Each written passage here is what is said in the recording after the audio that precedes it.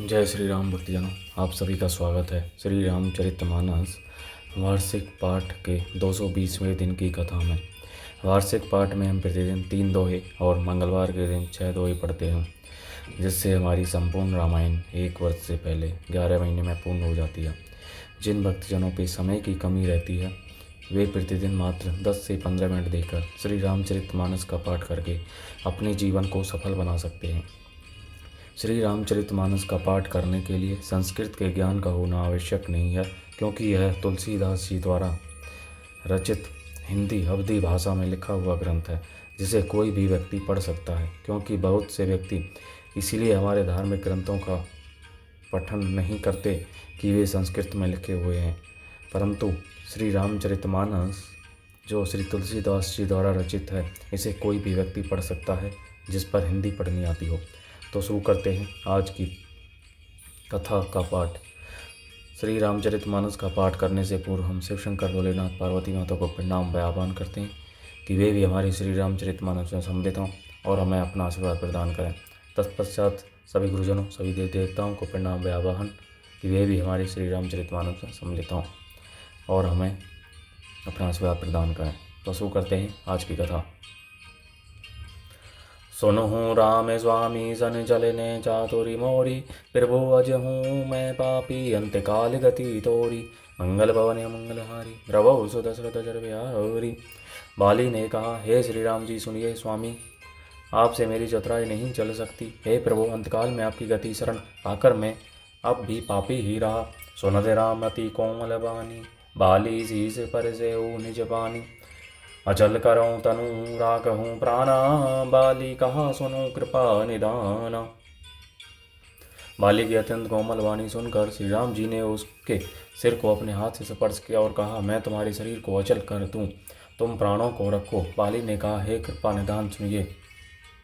जन्म जन्म मुनि जतेनु कराही, अंत राम कही रावत नाही। जासु नाम बल शंकर काशी, देते सभी समय गति अविनाशी। मुनिगण जन्म जन्म में, प्रत्येक जन्म में अनेकों प्रकार का साधन करते रहते हैं, फिर भी अंतकाल में उन्हें राम नहीं कह आता, उनके मुख से राम नाम नहीं निकलता। जिनके नाम के बल से शंकर जी काशी में सबको समान रूप से अविनाशी गति मुक्ति देते हैं।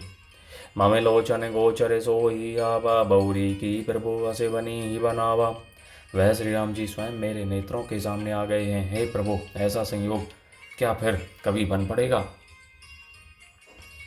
सो नयन गोचर जासो गुण नित नेति कही श्रुति गावे। जीती पवन मन को निरस, करी मुनि ध्यान कब हुक पावे। मोही जानी अति अभिमान बस, प्रभु कहे ओरा को शरीर ही। अस कवन सठ हटी, काटी सुर तरु बारी करी बबू रही। श्रुतियाँ नेति नेति कहकर निरंतर जिनका गुणगान करती रहती हैं तथा प्राण और मन को जीत कर एवं इंद्रियों को विषयों के रस से सर्वथा नीरस बनाकर मुनिगण ध्यान में जिनकी कभी क्वचित ही झलक पाते हैं, वे ही प्रभु आप साक्षात मेरे सामने प्रकट हैं। आपने मुझे अत्यंत अभिमान वश जानकर यह कहा कि तुम शरीर रख लो, परंतु ऐसा मूर्ख कौन होगा जो हठपूर्वक कल्पवृक्ष को काट कर उससे बबूर के बाढ़ लगावेगा। अर्थात पूर्ण काम बना देने वाले आपको छोड़कर आपसे इस नश्वर शरीर की रक्षा करेगा। अविनाथ करी करुणा बिलो कहू, देहू जो वर मांगऊ। जे ही जोनी जन्मऊ कर्म बस, तहे राम पद अनुराग हूँ। यह तने मम सम बिने भल कल्याण प्रद प्रभु लीजिए। गही बहासुर नर नहा, आपन दास अंगद कीजिए। हे नाथ, आप मुझ पर दया दृष्टि कीजिए और मैं जो वर मांगता हूँ उसे दीजिए। मैं कर्मवश जिस योनि में जन्म लूँ, वहीं श्री राम जी आपके चरणों में प्रेम करूँ। हे कल्याणप्रद प्रभु, यह मेरा पुत्र अंगद विनय और बल में मेरे ही समान ऐसे स्वीकार कीजिए। और हे देवता और मनुष्य के नाथ, बाँह पकड़कर इसे अपना दास बनाइए। राम चरण दृढ़ प्रीति करी बाली की ने तनु त्याग सोमन माल जिमी कंठ ते गिरत ने जाने नाग मंगल भवन मंगलहारी द्रवौ दशरथ जर विहारी। श्री राम जी के चरणों में दृढ़ प्रीति करके बाली ने शरीर को वैसे ही आसानी से त्याग दिया जैसे हाथी अपने गले से फूलों की माला का गिरना नहीं जाने। राम बाली निज धाम पठावा नगर लोग सब व्याकुल दावा नाना विधि बिलाप कर तारा कि छूटे केस न दे संभारा। श्री रामचंद्र जी ने बाली को अपने परम धाम भेज दिया। नगर के सब लोग व्याकुल होकर दौड़े। बाली की स्त्री तारा अनेकों प्रकार से विलाप करने लगी। उसके बाल बिखरे हुए हैं और देह की संभाल नहीं है।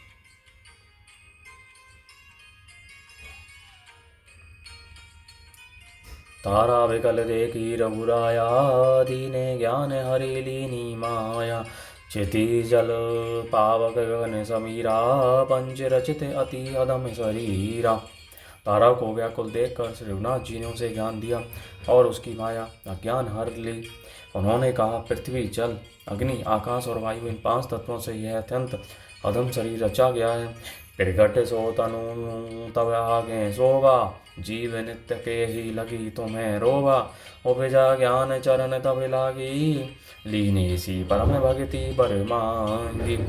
वह शरीर तो प्रत्यक्ष तुम्हारे सामने सोया हुआ है और जीव नित्य है, फिर तुम किसके लिए रो रही हो। जब ज्ञान उत्पन्न हो गया तब वह भगवान के चरणों लगी और उसने परम भक्ति का वर मांग लिया।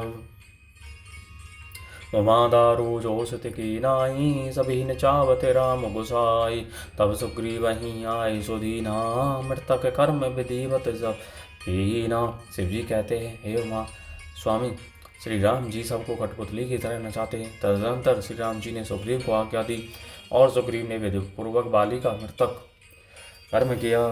राम कहा अनुजहि समुझाई राज देहु सुग्रीव ही जाय। रघुपति चरण नाहि करी माथा चले सकल प्रेरित रघुनाथा। तब श्री रामचंद्र जी ने छोटे भाई लक्ष्मण को समझाकर कहा कि तुम जाकर सुग्रीव को राज्य दे दो।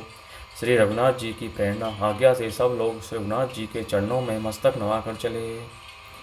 लक्ष्मण तुरंत बोलाए पुरजन विप्र समाज राजू दीन सुग्रीव कहें अंगद कहें जो विराज। मंगल भवन मंगलहारी द्रवौ दशरथ जर बिहारी।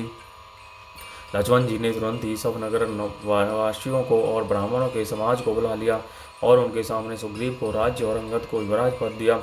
उमा राम समेत जग माही गुरु पितु मातु बंधु प्रभु नाही। सुर नर मुनि सब के यह रीति स्वार्थ लागी करी सब प्रीति।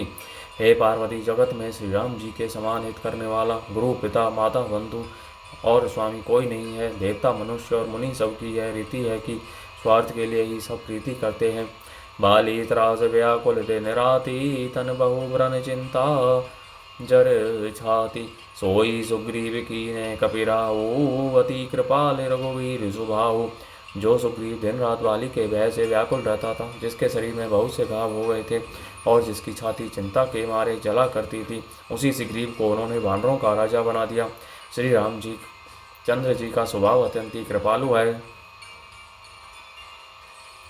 जानत हूँ अस प्रभु परि हरि काये ने विपत्ति जाल नर परि।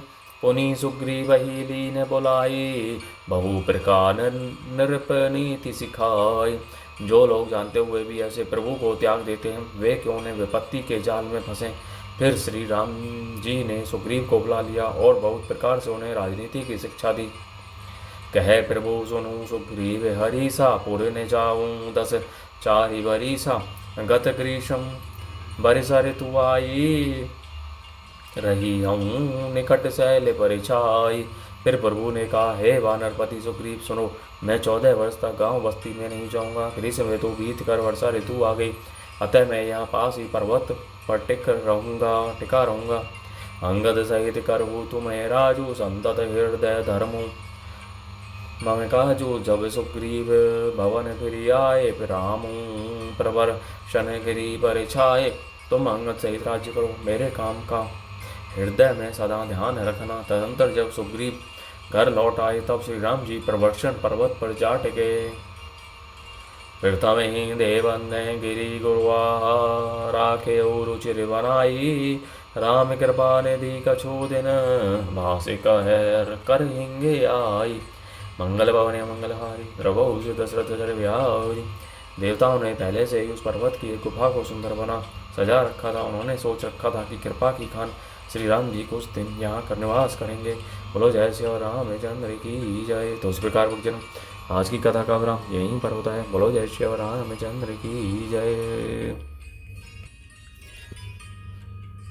तो भक्तजनों श्री रामचरितमानस कथा को सभी के साथ शेयर कीजिए, जिससे सभी श्री रामचरितमानस का पाठ करके अपना कल्याण करें और सभी पुण्य का भागी बने। बोलो जय श्री रामचंद्र की जय।